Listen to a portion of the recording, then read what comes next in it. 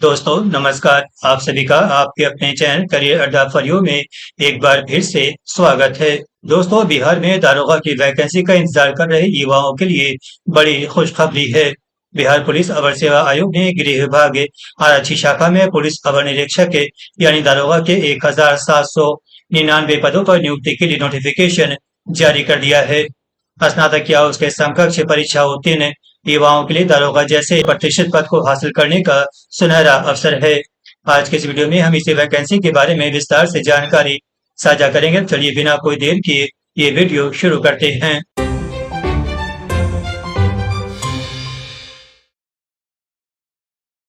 दोस्तों दारोगा के लिए ऑनलाइन आवेदन की प्रक्रिया 26 सितंबर 2025 से शुरू हो चुकी है। आवेदन शुल्क जमा करने की अंतिम तारीख 26 अक्टूबर 2025 से रखी गई है। ऑनलाइन आवेदन की अंतिम तारीख भी 26 अक्टूबर 2025 है।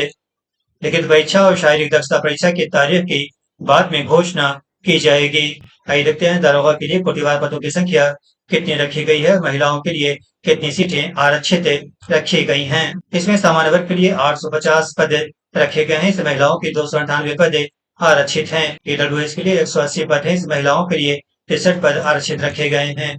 ईबीसी के लिए 273 पद हैं। इस महिलाओं के लिए 96 पद आरक्षित हैं। बीसी के लिए 222 पद हैं। इस महिलाओं के लिए 78 पद आरक्षित हैं। एससी के लिए 210 पद रखे गए हैं। इस महिलाओं के लिए 74 पद आरक्षित हैं। एसटी के लिए 15 पद रखे गए हैं। इस महिलाओं के लिए 5 पद आरक्षित हैं। पिछड़ा वर्ग की महिलाओं के लिए 42 पद रखे गए हैं। वहीं ट्रांसजेंडर के लिए 7 पद रखे गए हैं। इस तरह पदों की कुल संख्या 1799 होती है। इस महिलाओं के लिए 614 पद आरक्षित रखे गए हैं।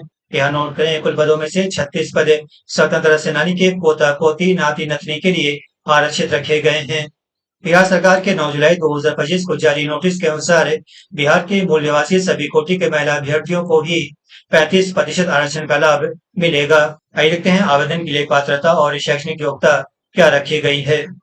उम्मीदवारों का भारतीय नागरिक होना अनिवार्य है। पुरुष, महिला और थर्ड जेंडर भी इस पद के लिए आवेदन कर सकते हैं।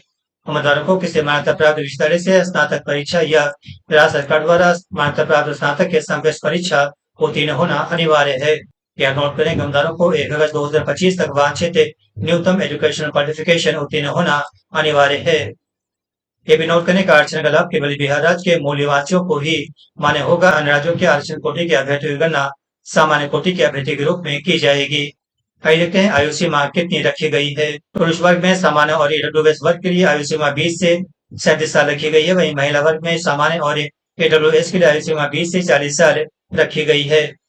पुरुष और महिला वर्ग में बीसी और ईबीसी दोनों के लिए आयु सीमा 20 से 40 साल रखी गई है। वहीं पुरुष और महिला वर्ग में एससी, एसटी और थर्ड जेंडर के लिए आयु सीमा 20 से 42 साल रखी गई है। पुरुष सैनिकों के लिए आयु सीमा 20 से 40 साल रखी गई है। यह नोट करें कि आयु सीमा गणना 1 अगस्त 2025 के आधार पर की जाएगी। आइए देखते हैं नियुक्ति की प्रक्रिया कैसी रखी गई है। दारोगा भर्ती की प्रक्रिया 3 चरणों प्रारंभिक परीक्षा, मुख्य परीक्षा और शारीरिक योग्यता दक्षता परीक्षा के तहत पूरी की जाएगी। प्रथम चरण में प्रारंभिक परीक्षा पीटी निम्न प्रकार से आयोजित की जाएगी। पीटी परीक्षा में सामान्य ज्ञान और समसामयिक मुद्दों से संबंधित प्रश्न पूछे जाएंगे। यह नोट करें कि पीटी में 30% से कम अंक प्राप्त करने वाले अभ्यर्थियों का चयन मुख्य परीक्षा के लिए नहीं किया जाएगा। पीटी में प्रश्नों की संख्या 100 रहेगी। इसके लिए अधिकतम 290 निर्धारित किए गए हैं। अभ्यर्थियों को इसके लिए 2 घंटे की अवधि उपलब्ध कराई जाएगी। पीटी में प्राप्त अंकों के आधार पर रिक्तियों के 20 गुना अभ्यर्थियों का चयन मुख्य लिखित परीक्षा के लिए किया जाएगा। मुख्य लिखित परीक्षा निम्न प्रकार से आयोजित की जाएगी। इसमें 2 पेपर होंगे। पेपर 1 में सामान्य हिंदी से प्रश्न पूछे जाएंगे। नोट करें कि सामान्य हिंदी में सभी कोटि के अभ्यर्थियों को 30% नंबर प्राप्त करना अनिवार्य है, अन्यथा उन्हें अयोग्य घोषित कर दिया जाएगा। पेपर 1 में प्रश्नों की संख्या 100 रहेगी। इसके लिए अधिकतम 290 निर्धारित किए गए हैं। इसके लिए अभ्यर्थियों को 2 घंटे की अवधि उपलब्ध कराई जाएगी। पेपर 2 में सामान्य अध्ययन, सामान्य विज्ञान, नागरिक शास्त्र, भारतीय इतिहास, भारतीय भूगोल, गणित और मानसिक योग्यता जांच से संबंधित प्रश्न पूछे जाएंगे। प्रश्नों की कुल संख्या 100 रहेगी। इसके लिए अधिकतम 290 निर्धारित किए गए हैं। इसके लिए अभ्यर्थियों को 2 घंटे की अवधि उपलब्ध कराई जाएगी। यहाँ नोट करें कि पीटी और मेंस परीक्षा में प्रत्येक गलत उत्तर के लिए 0.2 अंक काटे जाएंगे। ये भी नोट करें कि आवेदनों की संख्या के आधार पर एक से अधिक पालियों में परीक्षा आयोजित किए जाने पर नॉर्मलाइज्ड अंकों की गणना एक भी परसेंटाइल मेथड से की जाएगी।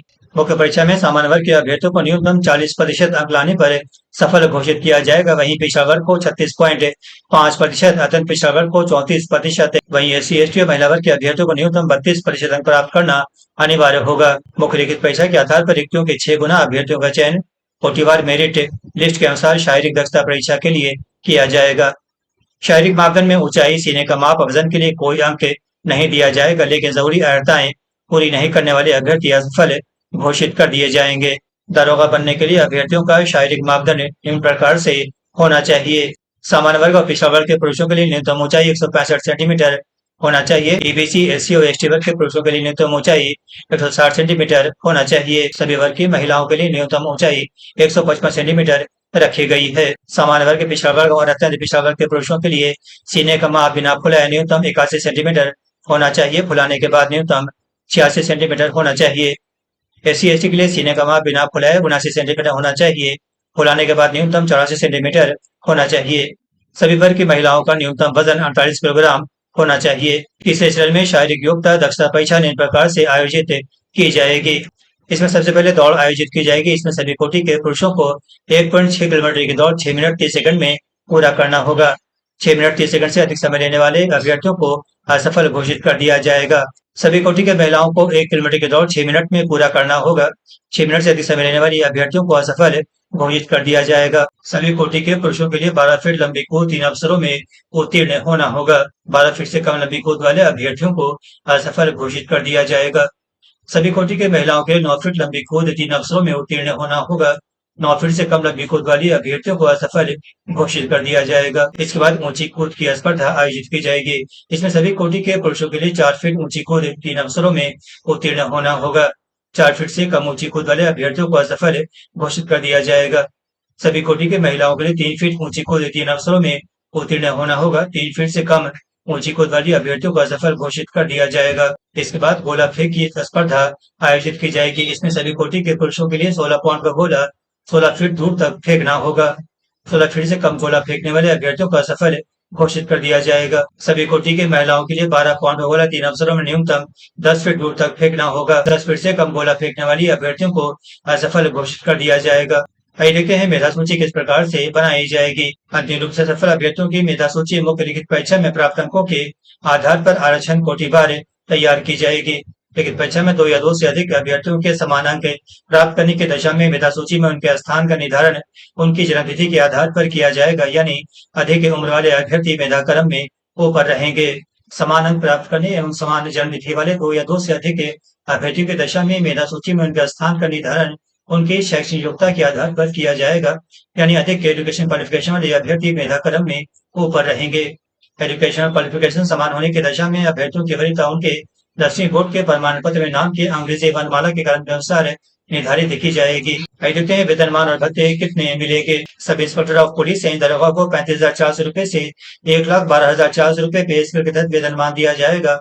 इसका पे लेवल 6 रखा गया है। इसके अलावा चयनित सब इंस्पेक्टर को DA, HRA, TA, PF, NPS और मेडिकल बेनिफिट्स के अलावा बिहार सरकार के द्वारा समय समय पर लागू अन्य भत्ते दिए जाएंगे। देखते हैं इस पद के लिए आवेदन कैसे करें। ऑनलाइन आवेदन पत्र भरने के लिए अभ्यर्थी बिहार पुलिस अवर सेवा आयोग की वेबसाइट bpssc.bihar.gov.in के बिहार पुलिस टैब पर विज्ञापन संख्या 5/2025 संबंधित लिंक पर क्लिक करेंगे। ये लिंक डिस्क्रिप्शन में दिया गया है।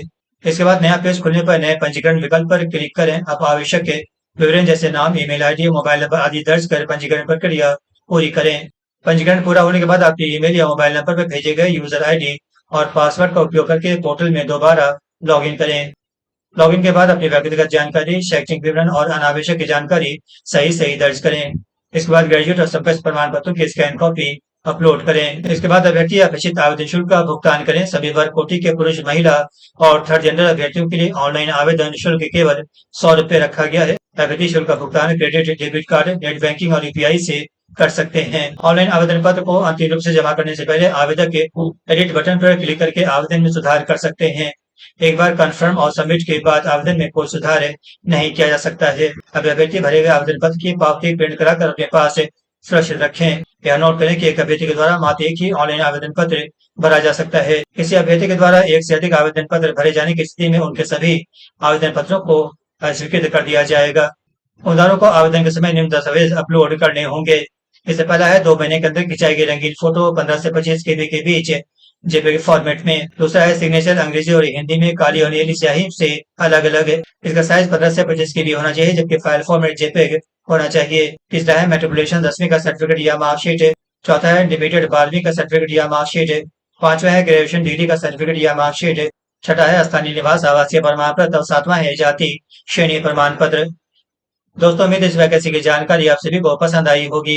जानकारी पसंद आई हो तो फटाफट चैनल को लाइक, सब्सक्राइब, कमेंट और अधिक से अधिक शेयर करें। इसके साथ ही नोटिफिकेशन की घंटी को भी प्रेस करना भूलें, ताकि हमारी आने वाली तमाम वीडियो सबसे पहले आप तक पहुंचे।